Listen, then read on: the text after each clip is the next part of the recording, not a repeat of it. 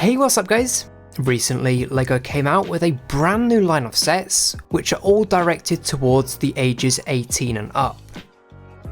Today, I wanted to go through these sets, give my opinions on them, and then the range as a whole. But if you are new to the channel, be sure to hit that subscribe button for more videos just like this one. Anyway, LEGO has currently announced 16 18 plus sets, ranging from LEGO Architecture all the way to LEGO Marvel. The first set, or sets I should say, to be released were the Star Wars helmets. We got 3 of them: the Stormtrooper, the TIE Fighter pilot, and Boba Fett. We actually have the Stormtrooper and Boba Fett, both look very impressive. However, the Stormtrooper does have stickers, 10 to be exact. Interestingly, in the centre section we have 2 stickers on either side and then 2 printed tiles in the middle. I think that is due to getting it all to line up, as the stickers aren't centred on the pieces. Building these 2 is a lot of fun. You start off by building the inner framework, and then as you build the different sections, you slowly add to it until it's completed. Once they are completed, they act as great display pieces. They're small enough to not look out of place on a desk, but big enough to look good on a shelf. Now onto their pricing. They cost $59.99 or £54.99. Boba Fett has 625 pieces, the Stormtrooper having 647, and the TIE Fighter pilot coming in at a larger 724 pieces. I can't complain about the pricing, but if you are planning on picking just one up and want the best deal, then you'd probably want to go with the TIE Fighter pilot. Sticking with the Star Wars theme, we also got the UCS Awing Starfighter, set numbered 75275.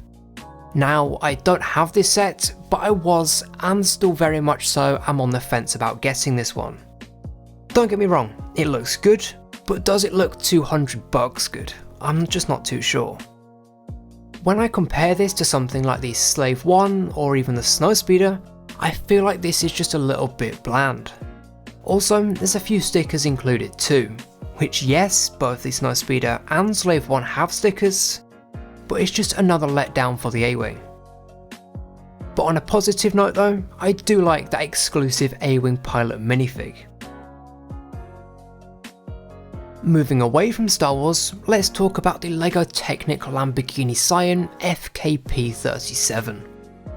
This whopping 3,696 piece set cost $370.99 or £349.99 and looks amazing. My one complaint about the set is the colour. The real car is more of an olive green, whereas LEGO's version is a very vibrant, in your face kind of green. But I must admit, the model looks good in its current colour scheme. It's very well detailed and would make for a great display piece. Next, let's talk about the LEGO Creator Expert Haunted House. This is part of the Fairground collection and comes with lots of little references to older sets, which I think a lot of AFOLs will enjoy. As good as this set looks, I feel like it doesn't fit with the other Fairground sets. The others, like the carousel or the roller coaster, are very vibrant, whereas this is a polar opposite to that. I know that a haunted house is something that you would typically see in a fairground, but this just doesn't integrate with the other existing Fairground collection sets, and would look odd displayed next to each other. The minifig lineup is okay. My only 2 complaints with them are the duplicated worker. I wish we got a different face printing for each of them. Also, it would have been nice to see some leg printing. It's something that we've come to expect nowadays, and with this being targeted towards adults, I think we definitely deserve to see some. The pricing though, I can't complain at. It costs $249.99 or £209.99 for the 3,231 pieces. I think that is a reasonably good deal. The Nintendo Entertainment System, set numbered 71374, is one of the most recent 18 plus sets to be revealed, but is one which got a widely positive reaction. For me personally, this doesn't appeal to me in the slightest, purely because the NES is before my time. But for someone who grew up with this system, I can see this being very tempting. The controller looks fantastic, it's very well detailed, I like the cartridge, everything about this set just looks good. I'm genuinely astonished at how detailed this set is, and what's more, you can actually move through the level on the TV screen. This has been priced at $229.99 or £209.99 for the 2,646 pieces. I think that is a fair asking price, although I do wish that we had got a normal Mario minifig. That is something that everyone is highly anticipating, and I think that would have just topped this set off completely and locked in quite a few purchases. Next, I want to quickly touch on the Crocodile Locomotive. Once again, this isn't something that I would consider picking up, because trains aren't something that I'm interested in. But from my own very uneducated perspective on this subject, this set is just okay. That is my own opinion. The way that I'm judging this is it something that I would want to look at and see regularly? And the honest answer is no.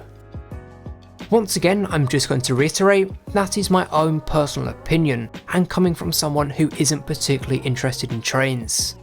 But to give it credit, what I've heard and read online, a lot of LEGO train fans are very excited about this set, so I'm glad that some people can get some enjoyment out of it. But once again, it just isn't for me. But as for the pricing, this cost $99.99 or £89.99 for the 1,271 pieces, which seems reasonably priced. Now let's talk about the LEGO Arts theme. Currently we have 4 sets in this 18+ theme: the Andy Warhol's Marilyn Monroe, the Beatles, Marvel Studios' Iron Man, and the Star Wars Sith. Even though there are currently only 4 sets, there are many more possibilities from you to choose from. Each of these sets have multiple alternative builds. For example, the Marvel Studios' Iron Man set gives you the option to choose from 3 different images. As this is a thing, LEGO is aware that that is going to promote tearing down the set and building a different image. So they nicely included a new, more efficient tool to speed that process up. The question still stands though, what do I actually think about this theme? Well, the end results, no matter what set you have or what image you choose, undeniably looks great. But the building process is on another level. I think it's going to take a lot of perseverance and patience to complete it, and probably won't be all that fun. But then again, having a LEGO Darth Maul mosaic on your wall is pretty cool. Even though the piece counts vary a lot, the price stays consistent throughout this theme, each costing $116.97 or £114.99. Next up, I just quickly want to talk about the Iron Man helmet. This just didn't work. I'm not sure exactly why, but something just doesn't look quite right. But I must admit, at least the box art looks good. That is, if you blur out the build. This is priced the same as the Star Wars helmets at $59.99. I think this set will be largely unsuccessful due to how good the Star Wars helmets look. The Iron Man helmet simply just doesn't compare to that of the Star Wars ones. The LEGO Ideas Grand Piano is the most recent 18+ set to be announced and looks pretty good. It isn't for me, but I can appreciate it for what it is. It's a very clean, sleek build with the largely black, white and gold colour scheme. It unfortunately doesn't act as a normal piano would, but paired up with the Powered Up app, it does play selected songs. Judging by this image, it looks like it can play 5 different songs, including 2 Christmas ones. As a display piece, honestly, I don't think it would stand out on something like a shelf. I think it's down to the fact that it's such a dark build. But as it costs $349.99 or £319.99, I think you could get a much better display piece for a lot less money. The LEGO Architecture White House is a large 1,483 piece set. I believe this is the largest LEGO Architecture set to be released, and it looks great. The architecture theme as a whole is great. I hope they do more larger scale sets like this in the future. Finally, we have the Mickey and Minnie Mouse. These two look fantastic, and is a great collector's item. It comes with a couple of side builds, the retro camera, and a cool looking Disney themed photo album. Mickey and Minnie are large builds, so they'll look great on display. The downside to them being so large though, is it looks like they need to be on their stands to stop them from falling over. I wouldn't say that's too much of an issue though, as the stands are both themed nicely, with either Mickey or Minnie Mouse's signature. The pricing of these was subject to a lot of discussion on this set's reveal, as they cost $179.99 or £169.99. They definitely are overpriced, but I wouldn't say that they're outrageously overpriced, as you do get two large builds, and there's 1,739 pieces included in the box.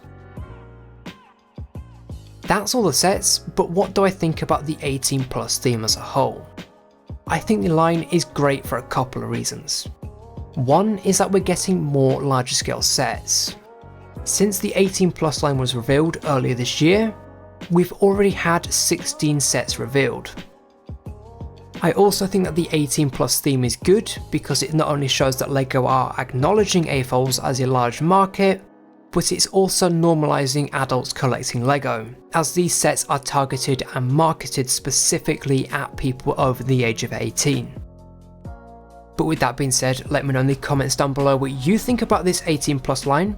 Are you in favour of it or not? And be sure to let me know why. If you did enjoy this video, then please do consider subscribing as well as leaving us a like. It really helps us out a lot. But thank you very much for watching, and I will see you in the next one.